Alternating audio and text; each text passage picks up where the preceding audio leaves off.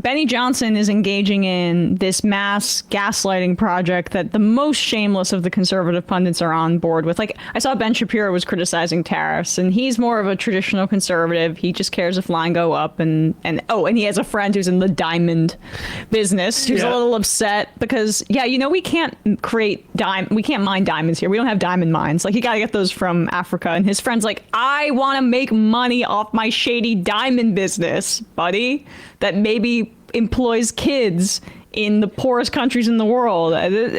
But I feel like Jeanine Pirro was saying, who cares about your 401k? Right. We played that Friday. So she's really a true Kool-Aid drinker. And I guess Benny Johnson is putting himself up as one of the more shameless people here now too. Losing money costs you nothing. This is just the reality of life. Were you young and dumb? How much money did you lose? Everyone loses money. Everyone loses money. It costs you nothing. In fact, it builds quite a bit of character. In fact, you learn a lot of lessons actually by losing money. Wait, hold on. Losing your I just have to fact check for a sec. Isn't that the main thing it does? Does it cost you something when you lose it? Right.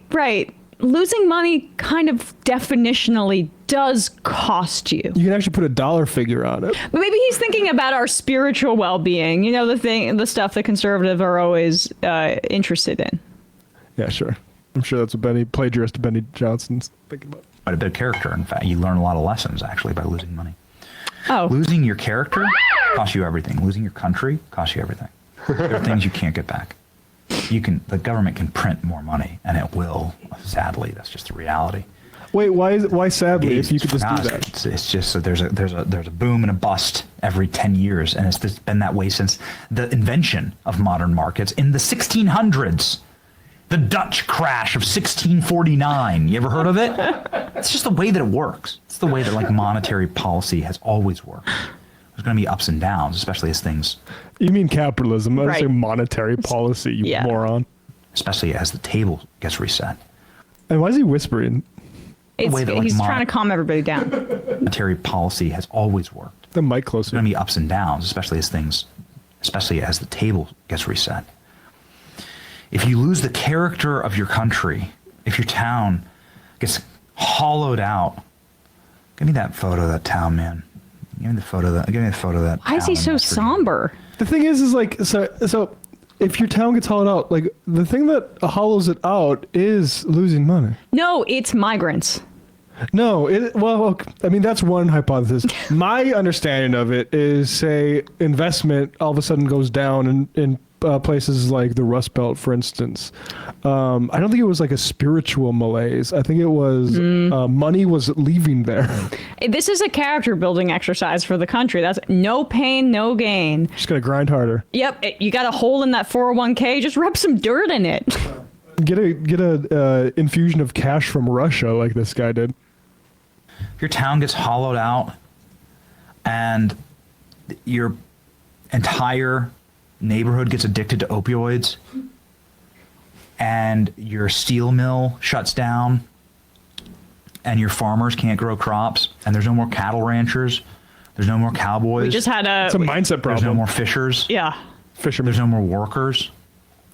And we're completely and totally dependent upon slave labor peasants across Asia to make every good and service. Conservatives are like, I like that. Pharmaceutical.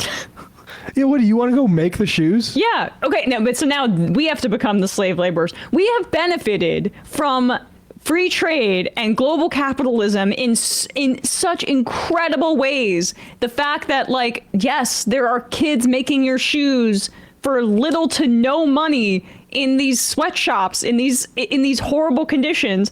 Yes, that benefits us, for we don't have to pay as much for the goods that we want. And now he's basically saying, well, we got to bring that here.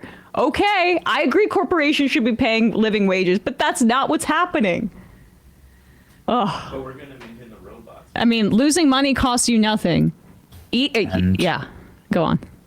Pharmaceutical, then you've actually lost your country. And then we are the slaves. There you go. This is West Virginia. And it's so sad. This is all going to get worse. This was a factory that provided thousands of honest, good-hearted, steel-working jobs for our fellow countrymen. Then what happened? And it was ripped. The guts of it got ripped out. And All right. Sorry, how do the guts get ripped out of something like that? How could it be other than the people who take the money out of it and make the decisions? The executive board decides, hey, we could make this way cheaper somewhere else. Fuck these people. And that is the system that Benny Johnson goes to work every day to defend. Any more of this? shipped by people like Mitch McConnell so that they could make a couple extra points in their portfolio to get stock swaps with Pan-Asian countries. Dude, okay. And they sold out their countrymen. This is just insanity. How is he trying to act like he's on the populist side of things? Or is he in favor of wage increases here in the United States? Or would that be communism I or think he would socialism? say nominally. He thinks this will lead to that. Right. I mean, losing money costs you nothing, I guess. The problem we're in is eating food has no calories. The problem we're in is that all the stuff about our economy is being hollowed out because the people that own it want the cheapest profit imaginable, which doesn't mean sustaining work here. All that's true. This is going to make it worse. This is not going to turn the tide. This is like that sucking sound that Ross Perot famously mentioned in the NAFTA negotiations back in the 90s. That's just like accelerating. It turned into a whoosh. Right. And we just had Kowalski call in and say that 3 out of every 5 acres of farmland in the United States is for exports, right? That's what he said. Right. That's an entire major sector of our economy that we already subsidize with the federal government that is going to be really affected by this too. Like Donald Trump, them working backwards here to justify Donald Trump waging war on his own constituents and on the country, at least economic warfare for some goddamn reason, is a bizarre exercise. And I love how they keep saying no pain, no gain. What is the gain? It's the robots. The robots. That's the other thing is if you do the math, how many robots? So if it's one robot per worker being replaced, then how many people are needed to maintain the robots? Because that's what Lutnick's been saying, is that the people will build and maintain the robot factory. But it seems like that would be less people than are currently needed to work in the factory. Again, it's about this is what happens when the entire conversation is about fucking profitability, because of course that's what that is how those companies do it. The factories aren't full of, it's not the 19th century anymore. Like even the factories that make iPhones and stuff like that, like they're high-tech situations. It's not a peasant on a dirt floor, putting the GPS in. And it's funny that he brings up Mitch McConnell as well here, because the reason that McConnell and Paul are against these tariffs and voted for the Tim Kaine bill last week that tried to put a pause, it's not been taken up by the House is my recollection so far, to put a pause on the Canadian tariffs, is because bourbon in Kentucky produces over 90% of the world's bourbon. Right? So it actually doesn't have the effects of bringing back the factories that he's talking about or bringing back jobs. If Canada stops buying bourbon from Kentucky, you know who's going to get laid off? Those workers. Just another guy. Benny Johnson is a moron, but he doesn't know his head from his butt. And majority enthusiasts, the pandering from this Benny guy is wild. El Canipsion, there is such a thing as opportunity cost. Opportunities is what these tariffs cost average Americans. NB laborer, how has it always been this way, Benny? It began at some point. Right.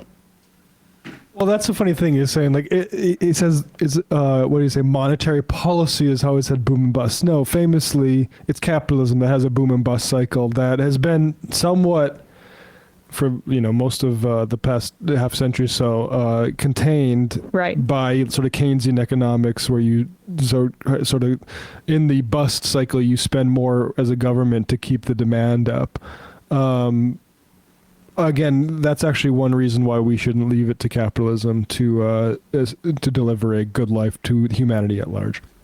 Hey, folks, don't forget to hit the subscribe button and check out our daily show. We do it every day at 12 p.m. Eastern for about 2.5 hours. We even take phone calls. You should check that out.